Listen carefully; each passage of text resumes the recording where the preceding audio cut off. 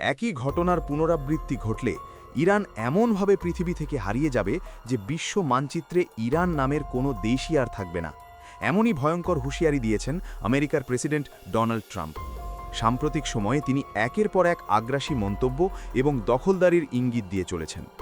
এর মধ্যেই ইরানকে লক্ষ্য করে তিনি কড়া সতর্কবার্তা ও হুমকি উচ্চারণ করেছেন। এবার সাংবাদিকদের সামনে দাঁড়িয়ে তিনি সরাসরি ঘোষণা করেছেন যে তার পক্ষ থেকে এমন একটি নির্দেশ জারি করা হয়েছে যাতে যে কোনো পরিস্থিতিতেই ইরানকে পৃথিবীর বুক থেকে নিশ্চিহ্ন করে দেওয়া হবে। একটি স্বাধীন রাষ্ট্র যার নিজস্ব সরকার আছে, রাষ্ট্রপ্রধান আছে, কোটি কোটি নাগরিক আছে, সেই দেশের অস্তিত্ব মুছে ফেলার হুমকি দেওয়া কতটা ভয়াবহ হতে পারে তা সহজেই অনুমেয়।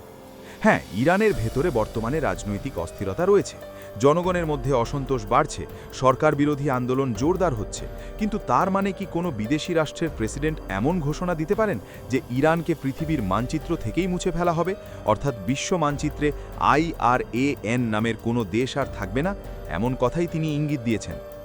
গত 28শে ডিসেম্বর থেকে ইরানে ব্যাপক বিক্ষোভ শুরু হয়েছে, যেখানে সর্বোচ্চ ধর্মীয় নেতা আয়াতুল্লাহ খামেনির শাসনের বিরুদ্ধে লক্ষ লক্ষ মানুষ রাজপথে নেমেছেন। এই আন্দোলনে ইতিমধ্যেই হাজারেরও বেশি মানুষ নিহত হয়েছে। বিক্ষোভকারীদের পাশাপাশি নিরাপত্তা বাহিনীর সদস্যরাও প্রাণ হারিয়েছেন। আন্দোলনকারীদের মূল দাবি একটাই: খামেনির শাসনের অবসান এবং ক্ষমতাচ্যুতি। তবে ইরান সরকার বরাবরই বলে এসেছে যে এই আন্দোলনকারীরা বিদেশি শক্তির মদতপুষ্ট, বিশেষ করে আমেরিকার এজেন্ট হিসেবে তারা কাজ করছে। ইরান ইতিমধ্যেই আমেরিকার বিরুদ্ধে কঠোর অবস্থান নিয়েছে। সর্বোচ্চ ধর্মীয় নেতা আয়াতুল্লাহ খামেনি স্পষ্ট করে জানিয়েছেন, তার উপর কোনো ধরনের হামলা হলে তা ক্ষমা করা হবে না। কেউ যদি তার দিকে হাত বাড়ায় তবে সেই হাত কেটে ফেলা হবে। কিন্তু এবার পরিস্থিতি আরও ভয়াবহ দিকে মোড় নিয়েছে, কারণ ডোনাল্ড ট্রাম্প ইরানকে সম্পূর্ণ ধ্বংস করার হুমকি দিয়েছেন।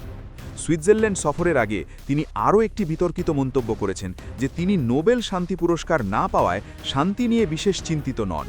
এমনকি গ্রিনল্যান্ড দখলের প্রসঙ্গ টেনে তিনি বলেছেন, প্রয়োজনে রক্তপাত করেও তিনি সেই ভূখণ্ড দখল করবেন। অর্থাৎ শান্তি নয়, আগ্রাসনই যেন তার মূল নীতি হয়ে দাঁড়িয়েছে। একদিকে তিনি বলছেন ইরানকে পৃথিবীর মানচিত্র থেকে মুছে ফেলা হবে, অন্যদিকে বলছেন তিনি শান্তি নিয়ে ভাবেন না। এই দুই বক্তব্য একত্রে গোটা বিশ্বের জন্য এক ভয়ঙ্কর সংকেত। সাম্প্রতিক সময়ে এমন কোনো রাষ্ট্রনেতাকে আমরা দেখিনি যিনি প্রকাশ্যে যুদ্ধ, রক্তপাত এবং ধ্বংসের কথা এত স্পষ্টভাবে উচ্চারণ করেছেন। বিশ্বযুদ্ধের ভয়াবহ স্মৃতি এখনও মানুষের মনে তাজা, তাই নতুন করে বৈশ্বিক সংঘাতের আশঙ্কা মানুষ মেনে নিতে চায় না। তবুও ট্রাম্পের বক্তব্যে সেই পুরনো যুদ্ধের আতঙ্ক যেন আবার ফিরে আসছে। তিনি প্রকাশ্যে বলেছেন ইরানের নেতৃত্ব পরিবর্তনের সময় এসেছে, এমনকি খামেনিকে ক্ষমতাচ্যুত করার কথাও বলেছেন।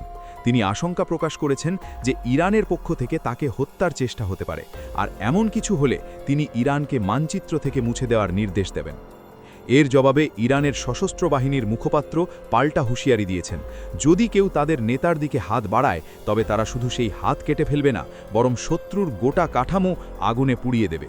অর্থাৎ দুই দেশের মধ্যে উত্তেজনা এমন পর্যায়ে পৌঁছেছে যেখানে বড় ধরনের সংঘাতের আশঙ্কা ক্রমেই বাড়ছে। বিশেষজ্ঞদের মতে আমেরিকার এই আগ্রাসী নীতি আগামী 4 বছরে বিশ্ব রাজনীতি, অর্থনীতি ও কূটনীতিকে আরও অস্থির করে তুলতে পারে। ভয়াবহ বিশৃঙ্খলা, সহিংসতা ও বৈশ্বিক সংকটের সম্ভাবনা উড়িয়ে দেওয়া যাচ্ছে না।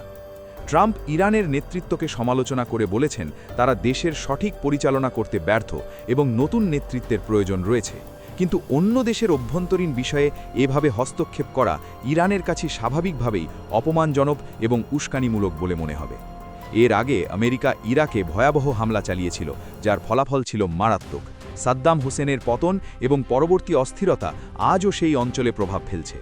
কোনো দেশের অভ্যন্তরীণ শাসন ব্যবস্থা কেমন হবে তা সেই দেশের জনগণের সিদ্ধান্ত হওয়াই উচিত, সেই দায়িত্ব অন্য কোনো রাষ্ট্রের নয়। ভেনেজুয়েলার ক্ষেত্রেও আমেরিকার ভূমিকা বিতর্কিত হয়েছে। এখন সেই একই দেশ আবার ইরানকে হুমকি দিচ্ছে যে তাকে পৃথিবীর মানচিত্র থেকেই মুছে ফেলা হবে। এটি নিঃসন্দেহে চরম আগ্রাসী মনোভাবের প্রতিফলন। এর ফলে বিশ্ব রাজনীতিতে নতুন জোট এবং মেরুকরণের সম্ভাবনাও তৈরি হচ্ছে। ব্রিক্স দেশগুলি কি আমেরিকার বিরুদ্ধে শক্ত অবস্থান নিতে পারবে? তাদের আসন্ন বৈঠকে কি কোনো বড় সিদ্ধান্ত আসবে, নাকি আমেরিকা একক ক্ষমতায় বৈশ্বিক রাজনীতির নিয়ন্ত্রণ ধরে রাখবে? এই সব প্রশ্নের উত্তর এখনও অজানা। তবে একটি বিষয় নিশ্চিত, ডোনাল্ড ট্রাম্পের এই আগ্রাসী বক্তব্য বিশ্বকে এক ভয়ঙ্কর অনিশ্চয়তার দিকে ঠেলে দিচ্ছে। ইরান, গ্রিনল্যান্ড বা অন্য যে কোনো দেশ যেখানেই হোক, রক্তপাতের আশঙ্কা দিন দিন বাড়ছে। আর এই পরিস্থিতি যদি অব্যাহত থাকে তাহলে ভবিষ্যতে বৈশ্বিক সংঘাত আরও তীব্র আকার নিতে পারে।